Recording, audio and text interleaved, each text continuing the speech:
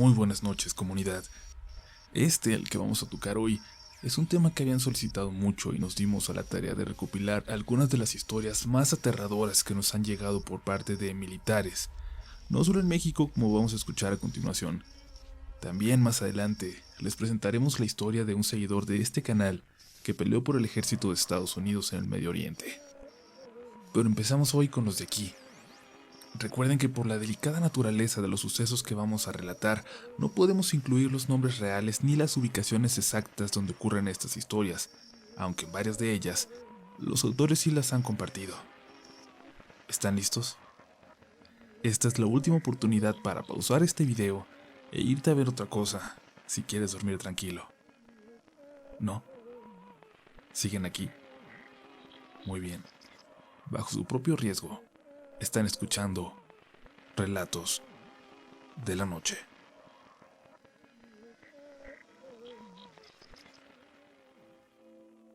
Mi historia es muy cortita tal vez, pero quiero compartirla con ustedes. Es de esas tantas cosas que me pasaron los años en que fui soldado. Esto pasó saliendo de Ensenada, en Baja California, en una carretera hacia Tecate, donde teníamos un puesto de inspección. En una ocasión, de madrugada, vimos que un carro se acercaba a gran velocidad y nos pusimos en alerta. Se trataba de una señora y una muchacha. Estaban llorando, muy asustadas, estaban como en estado de shock. Decían que acababan de ver un accidente.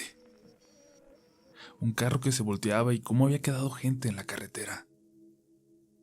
Habíamos varios elementos en la zona, así que nos dieron la orden de acudir a ayudar en lo que llamaban a los servicios de emergencia. Llegamos al punto en que nos señalaron. No había nada. Ninguna señal de un accidente o de los accidentados. Llegaron detrás de nosotros las mujeres que nos habían avisado y se frenaron. Bajaron del carro y gritaban desesperadas que por ahí tenían que estar.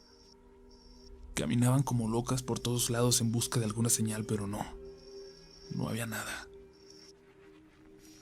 Yo me enojé bastante con ellas y me acerqué para preguntarles de qué diablos se trataba eso. Sentía que podían estar de acuerdo con algún grupo de malandros para distraernos y separarnos, dejar débil el retén, pero se empezaron a asustar mucho. Me juraron que no se trataba de nada de eso y cuando más enojado estaba, un compañero me agarró del hombro y me calmó. Las mujeres se subieron a su carro y se fueron. El compañero me pidió que caminara con él. Nos alejamos unos 50 metros del vehículo y luego alusó. Alusó hacia varias cruces al lado del camino, que aún deben estar ahí, por si alguien llega a pasar por el lugar. Eran de esas cruces que señalan el lugar de un accidente. Al parecer una familia, con niños. Regresamos al retén y les comentamos que era falsa alarma, que no había ningún percance.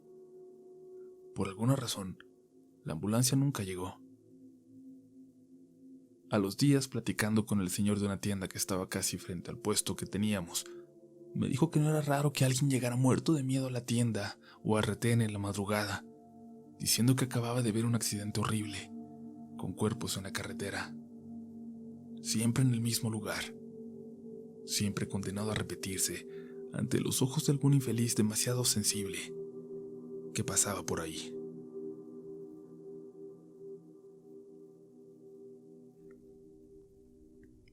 Andábamos haciendo un patrullaje entre la sierra de dos estados mexicanos que ya parecen desbordados por el narco. Sin embargo, en aquel momento, y en aquella zona en la que nos habían apuntalado, estábamos relativamente tranquilos. Un señor bastante rico y poderoso tenía una casa en el lugar más lindo de aquellas montañas por las que transitábamos, justo al terminar el camino de asfalto. Si yo pensara mal, diría que él mismo mandó construir esa carretera con dinero público cuando trabajó en el gobierno. A lo único a lo que llevaba ese camino era a su casa. Después continuaba con terracería, hacia las demás casitas asentadas más arriba en la montaña. Algún amigo le llamó, diciendo que hombres extraños se habían acercado a su casa y nos terminaron enviando a nosotros una patrulla de 8 hombres, solo para hacer acto de presencia y darle un poco de seguridad. En realidad nuestro comandante lo hizo a regañadientes. Era dar una vuelta y volver, tan solo para que nos viera. Pero luego al llegar, recibimos instrucciones. Nos ordenaban que nos quedáramos en la zona hasta una nueva indicación. Subimos un poco más de aquella casa por el camino de terracería para ver si encontrábamos movimiento y, sobre todo, o dónde encontrar algo de comer. Pero parecía un lugar desierto. Si las pocas casillas del lugar tenían habitantes todavía, lo ocultaban muy bien. Descendimos de nuevo, y al llegar a la casa, una chica se encontraba en la puerta, al entrar a ese enorme terreno que la rodeaba. Nos hizo señas y nos acercamos. Nos dijo que podíamos comer ahí, cosa que no queríamos aceptar, pero ante la necesidad y al sentir que no había realmente algún peligro, terminamos diciendo que sí. Ya tenían lista la comida para llevárnosla. Le ayudaron a llevarla a otros 2 hombres, armados, seguramente guardaespaldas, que se acercaron a nosotros para intentar hacernos plática. ¿Ya lo escucharon ustedes?, nos preguntaron. Sin siquiera saber a qué se referían, les dijimos que no. O sea que no han notado todavía nada raro por aquí. No han entrado al bosque. Con razón andan dando vueltas tan tranquilos, dijo el más grande de ellos al irse, riéndose, pero el más joven se disculpó. Si quieren entender por qué estamos así, ahorita que terminen de comer me acompañan, por favor. Terminé de comer yo primero, y junto a otro compañero, le llamamos a ese guardia joven.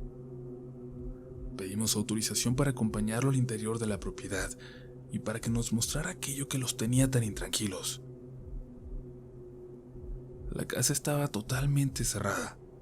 Era muy lujosa, pero se veía impresionantemente protegida. Podía ser un búnker muy lujoso. La tarde ya se estaba acabando. Llegamos hasta el extremo del terreno y ahí, en medio del muro, una pequeña puertecita que daba hacia la montaña. Como era de reja, podíamos ver del otro lado, pero no parecía haber nada más que maleza. No había camino. Preguntamos por qué habían construido una puerta trasera tan inútil, pero el guardia tampoco sabía la respuesta. Estaba hecha de rejas muy gruesas. Parecía imposible también que alguien pudiera forzarla. Por aquí se salió la señora, nos dijo. ¿La señora?, pregunté. ¿De qué estás hablando? Una noche la vimos salir de la casa, caminando en su camisón. Ya estaba muy grande, ella era la mamá del patrón. Mi compañero la siguió. Yo me fui a despertar al jefe, y con él y la muchacha que les ayuda en la casa nos pusimos a buscarla. Buscamos y buscamos hasta que amaneció y nada. Ni una señal. Como si se la hubiera tragado el bosque.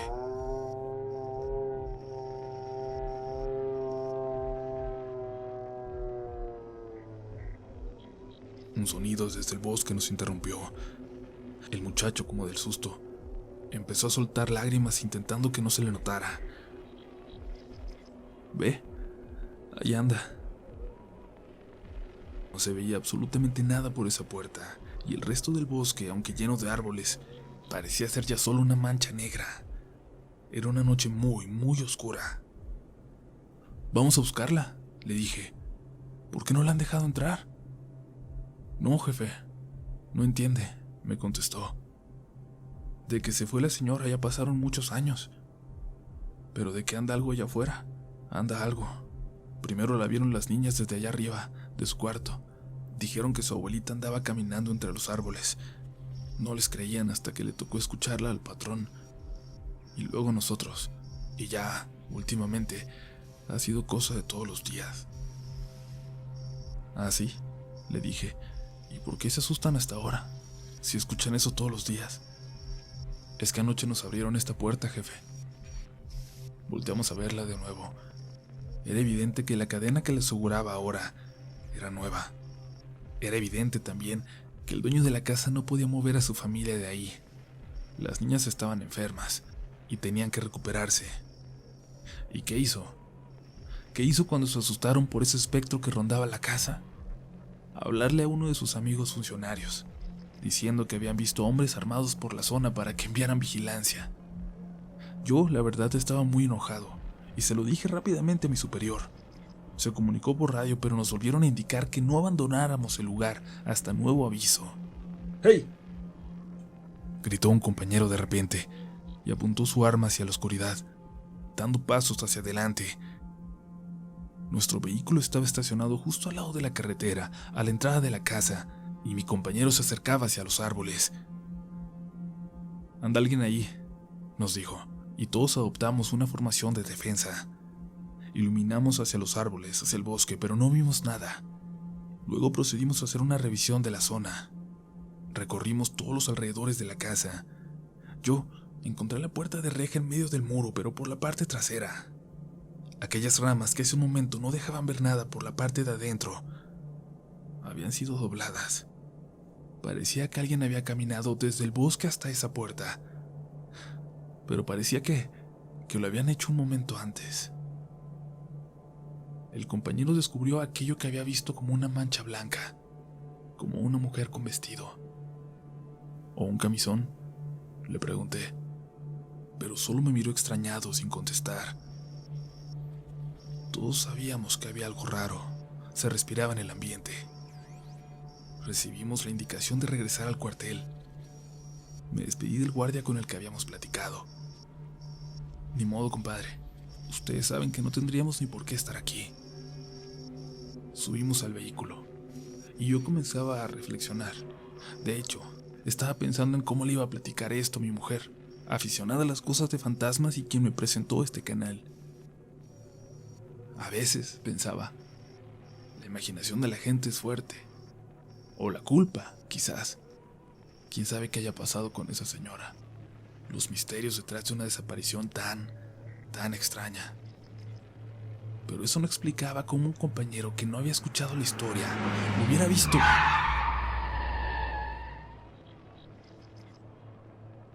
La unidad frenó de lleno y casi perdemos el control en una curva. Un compañero se dio un buen golpe y paramos para atenderlo. El chofer y el copiloto estaban seguros de lo que habían visto.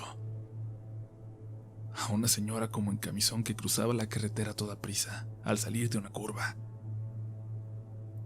Una señora que al llegar al medio de esta no se movió, pero no la atropellamos. Fue como si se hubiera esfumado en el aire, como si hubiera sido un fantasma.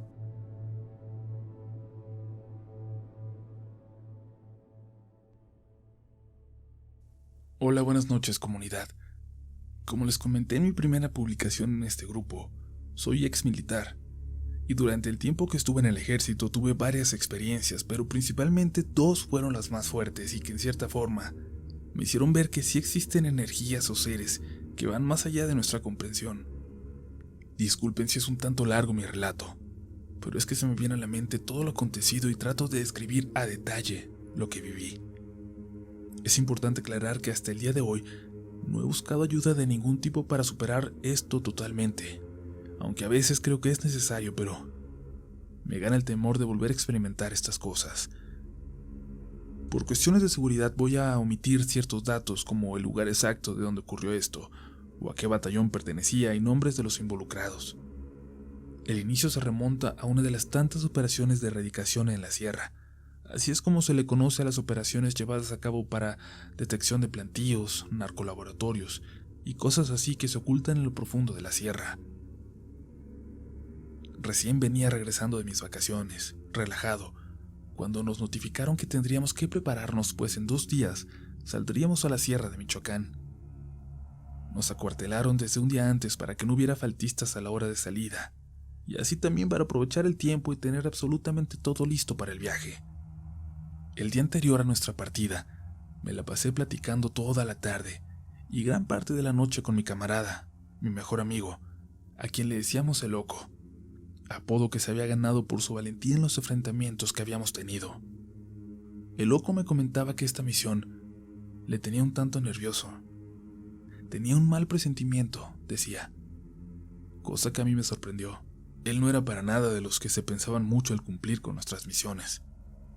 No demostraba temor, ni aun en los tantos momentos de apremio que habíamos pasado combatiendo a la delincuencia organizada.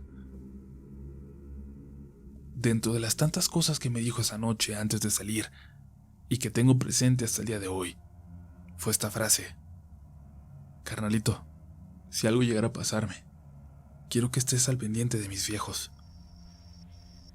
Y es que el loco era hijo único. El resto de su familia, como tíos y primos, no era muy afectiva o unida. Yo sentí un vacío en el estómago. Realmente me estaban preocupando sus palabras, porque repito, no era algo que fuera común en él. Y creo que se dio cuenta porque sonriendo me dijo: ya güey, no pongas esa cara, vamos a darle. Al día siguiente todo continuó con la normalidad a la que ya estábamos acostumbrados: madrugar, pasar lista y revista, abordar los vehículos y emprender el largo viaje. Después de un par de horas de camino pasamos por un pueblito a las orillas de Veracruz. El convoy se detuvo y aprovechamos para pasar a unos baños y comer algunas tortas que nos habían preparado para el camino. Como era de costumbre, y es que olvidé mencionar que pertenecíamos al mismo pelotón, el loco iba cercano a mí. Descendimos del vehículo y nos acercamos a una señora humilde que estaba vendiendo tamalitos. Y ahí empiezan las cosas extrañas a las cuales hace años yo era tan escéptico. Compramos un par de tamales que nos comimos rápidamente. Al pagar y darle las gracias a la señora, esta nos detuvo. Nos dijo: mijos, les voy a decir algo y no quiero que se me espanten. Yo admiro y respeto mucho a nuestros soldados, y por eso me voy a tomar el atrevimiento de decirles que tengan mucho cuidado, porque uno de ustedes no va a regresar. Por favor, si pueden orar cada noche, háganlo, les hará mucha falta. Pero no teman, porque si tienen fe, Dios siempre estará con ustedes. El loco y yo solamente atinamos a mirarnos con desconcierto. A mí, lejos de agradecer por las recomendaciones de la señora, me molestó mucho el que nos lo dijera, así que solamente descargué una mirada muy pesada contra ella y le dije a mi compañero que ya nos regresáramos al camión. Y hasta ahí el viaje se había desarrollado con cierta normalidad.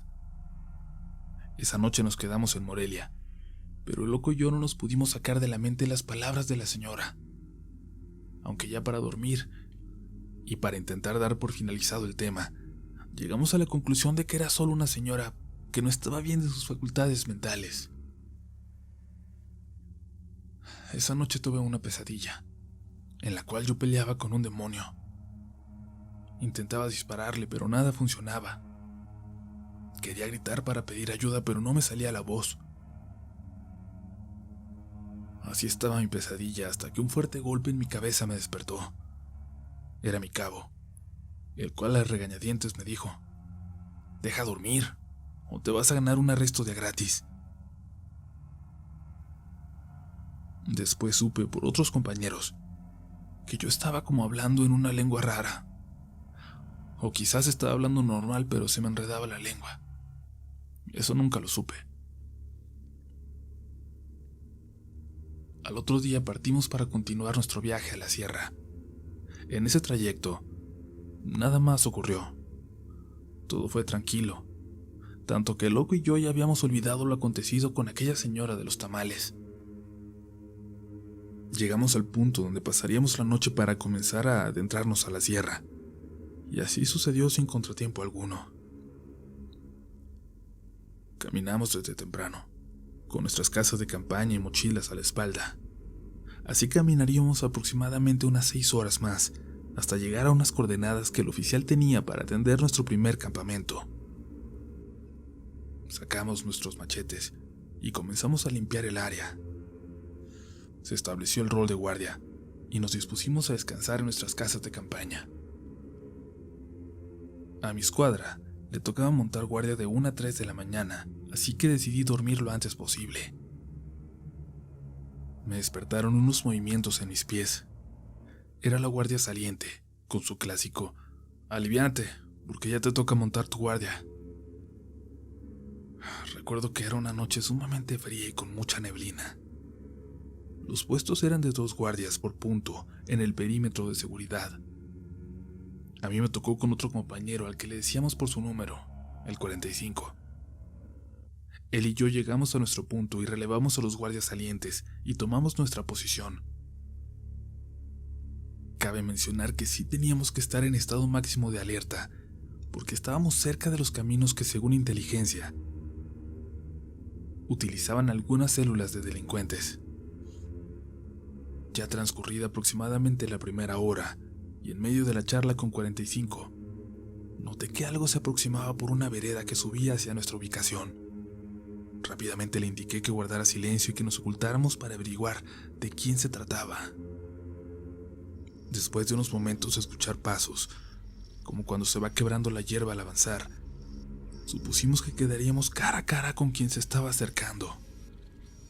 Pero al cabo de unos minutos, y después de que se dejaron de escuchar estos pasos, salimos para acercarnos.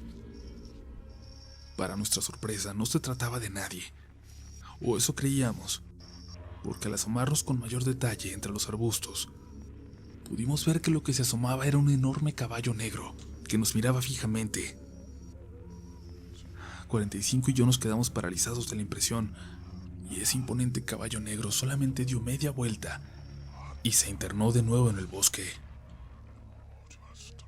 Acto seguido, de esa misma dirección, escuchamos voces, como susurrando bajito.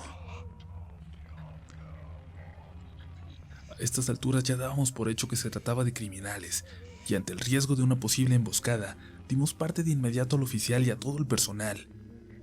En cuestión de segundos, todo el campamento estaba alerta y listo en su posición para repeler cualquier agresión. Así estuvimos un buen tiempo, hasta que el oficial ordenó una avanzada para averiguar de quién se trataba. Y cuando una escuadra se acercó a donde le indicamos que habíamos escuchado estos murmullos, no había más que una serie de árboles enormes y detrás de ellos un peñasco, algunos metros adelante. El oficial, molesto, tomó el hecho como un invento nuestro, ante lo cual nos ganamos un castigo, pero las peores noches aún estaban por venir. Esto era cosa de niños comparado con lo que tendríamos que vivir en días posteriores. A 45 y a mí nos castigaron por supuestamente haber despertado sin motivo al personal.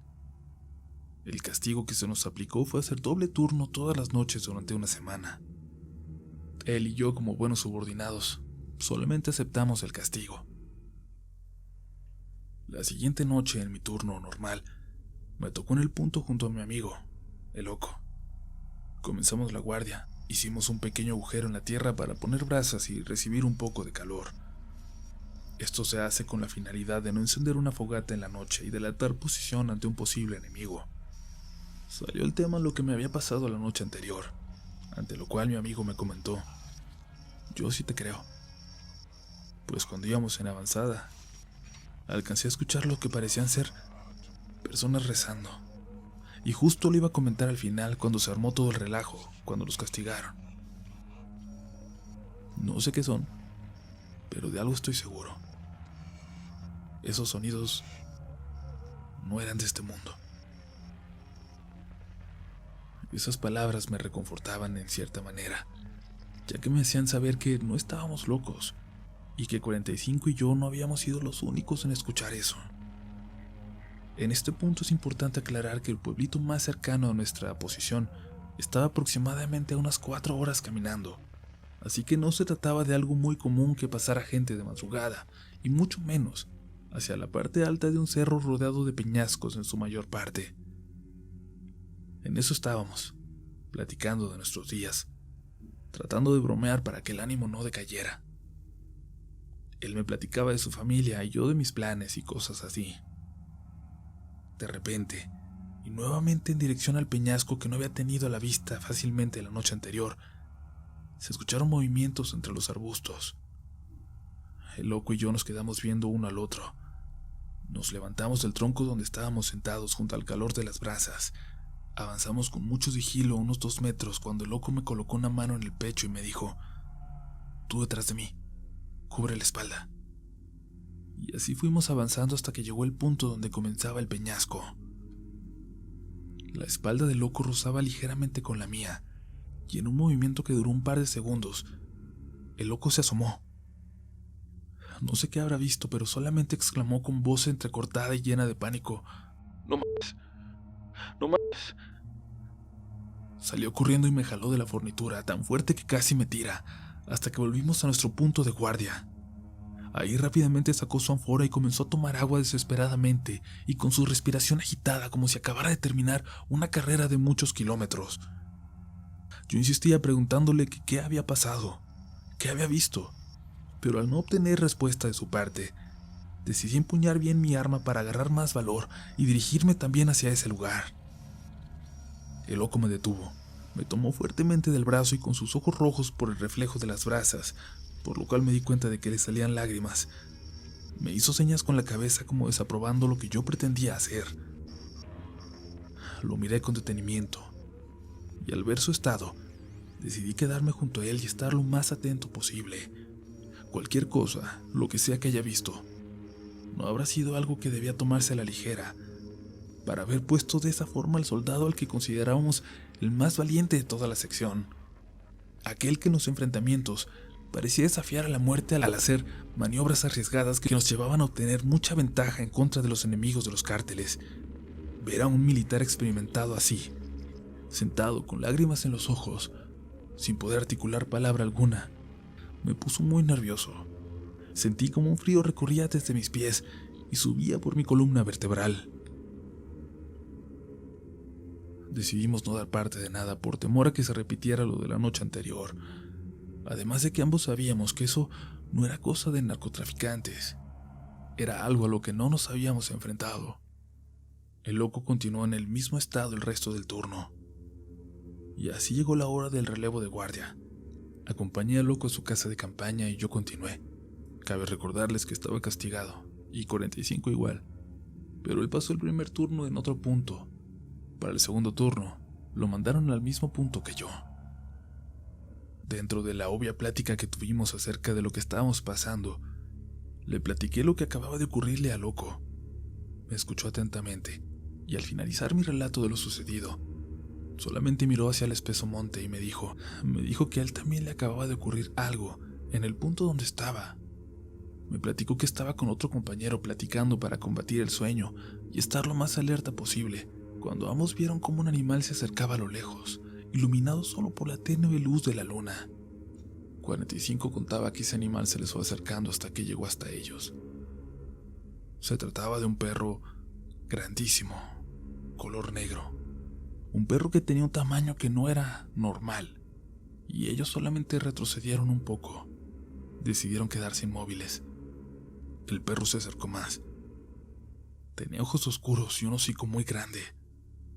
El animal dio 2 vueltas alrededor de 45, y así sin más se fue de repente. Y 45 estaba muy nervioso al platicarlo. Yo no supe qué decirle, pero esta situación me preocupaba cada vez más. Al día siguiente, el traca, como se le conoce al encargado de cargar el radio, lo cual parece como una caja muy pesada que se tiende con una muy larga antena para comunicarse con el puesto de mando, recibió instrucciones para que el oficial entrara a una conferencia urgente en el radio. Después de un buen rato que duró esta, el oficial reunió todo el personal, en tono muy serio. Nos indicó que nos preparáramos porque inteligencia nos estaba indicando que se había localizado a un mando importante de los narcos y que el grupo más cercano éramos nosotros, aproximadamente 70 elementos. Las indicaciones eran interceptarlo y la orden era muy clara: acabar con el enemigo. Es de importancia también aclarar que en el ejército suceden cosas de este tipo, de la clase de cosas que jamás salen a la luz ni a la opinión pública. Después de la plática que nos dio el oficial, inmediatamente nos dispusimos a preparar nuestras cosas y a partir a las coordenadas que nos habían dado. Caminamos aproximadamente 2 horas entre los árboles. Batallamos entre toda la vegetación debido a que obviamente no usaríamos las veredas o pequeños caminos. Teníamos que llegar por sorpresa al punto donde encontraríamos al enemigo. Y así llegamos al sitio indicado por el oficial al mando. Era la punta de un pequeño cerro que quedaba casi al frente de otro pequeño cerrito. En ese se encontraban los delincuentes. Íbamos con total cuidado de no ser descubiertos, pero en un momento, no supimos cómo, pero se percataron de nuestra presencia, y así inició un intercambio de disparos con armas de alto poder. Adoptamos posiciones para repeler el ataque. Los ruidos de las granadas y de armas de grueso calibre me ensordecían. Por el destino, por coincidencia o no sé por qué, yo me tendí y a mi lado estaba 45. Y pasaron unos 3/4 de hora de esa escena como sacada de una película de guerra. Yo escuchaba gritos de ambos lados. Ya habían herido a algunos compañeros. Volteé y a mi lado seguía tendido 45, murmurando palabras que no pude distinguir nunca, como si tuviera una plática en voz baja. Y de repente, y sin esperarlo, él se levantó y de inmediato recibió un impacto que lo mandó hacia atrás. Me arrastré hacia él. Luego vi algo horrible. Su rostro. Le habían dado en el rostro. Para esos instantes, nos percatamos que justo detrás de nosotros se estaba acercando otro grupo de gente armada para rodearnos. Mis compañeros estaban desesperados. Pensamos, sin duda, que había llegado nuestro fin. Se acercaban cada vez más y nosotros ya teníamos varias bajas y muchos heridos. Llegaron a un punto donde parecía inevitable nuestra total derrota. Y en esos momentos que pensamos que eran los últimos de nuestras vidas, vimos cómo comenzaron a retroceder. Se miraba algo caótico en sus movimientos. Parecía que estaban desesperados. Incluso al correr, algunos no alcanzaron a subirse a sus camionetas porque los dejaron sus conductores. Nosotros solamente observábamos las acciones y el tracker inmediatamente informó la situación y pidió apoyo. Cuando estuvimos seguros de que ya no había quedado nadie cerca de estos delincuentes, nos movimos para evaluar los daños. Yo no veía a mi amigo loco por ninguna parte. Nos dividimos en pelotones y seguía sin aparecer, así que comenzamos a buscarlo. Para esto, el personal de sanidad junto a otros elementos estaban dando parte de heridos y bajas nuestras. Una escena trágica, lamentable. Nosotros proseguimos a la búsqueda de nuestro compañero, a quien una vez más habíamos visto actuar con todo el valor que lo caracterizaba. Después de unos minutos, un compañero gritó que lo había encontrado y rápidamente corrimos hacia él. Y ahí estaba el loco agazapado, al pie de un árbol, temblando y murmurando: «Viene por mí, viene por mí, viene por mí». Era lo único que decía. Nuestro sargento lo levantó y le preguntó: «¿Quién viene?». Pero el loco no paraba de repetir lo mismo. Esas fueron las últimas palabras que escuché de mi buen amigo. Después de eso volvimos a la base y nos ordenaron volver a nuestro batallón de origen. El loco fue trasladado en una ambulancia pues presentaba fiebre y alucinaciones. Gritaba como de dolor, pero ya no articulaba palabra alguna. Con él se llevó el secreto de lo que vio aquella madrugada, aquello que no dejó que lloviera. Y a veces pienso que él también se percató de lo que hizo correr a los delincuentes. ¿Qué lo pudo haber puesto así aquella vez que compartimos guardia? ¿Qué vieron los delincuentes que prefirieron huir cuando ya tenían prácticamente asegurada su victoria sobre nosotros? Días después, y al llegar a nuestro batallón, nuestro pelotón decidió acompañar al capitán, encargado de llevar la bandera y la triste noticia a la esposa de 45. Son momentos desgarradores, ver a una familia deshecha con estas noticias, y por respeto no voy a entrar más en detalles, pero regresamos al batallón solo para recibir otra noticia triste. El loquito, mi camarada, había fallecido. Dijeron que en el hospital donde murió, la enfermera que estuvo con él en sus últimos instantes, escuchó que dijo: «Ahora viene por él». Acto seguido, dio un suspiro largo y murió con un pequeño rosario en su mano derecha. Contar lo que sucedió después sería involucrar parte de la privacidad de mi amigo, y eso lo respeto mucho. Pero desde entonces no dejo de frecuentar a sus padres, personas humildes y muy nobles. Al día de hoy no dejo de tener pesadillas, siempre la misma. En mis sueños, un demonio me ataca, a veces solo y a veces entre varios como él. He perdido la cuenta de cuántas veces he tenido este sueño.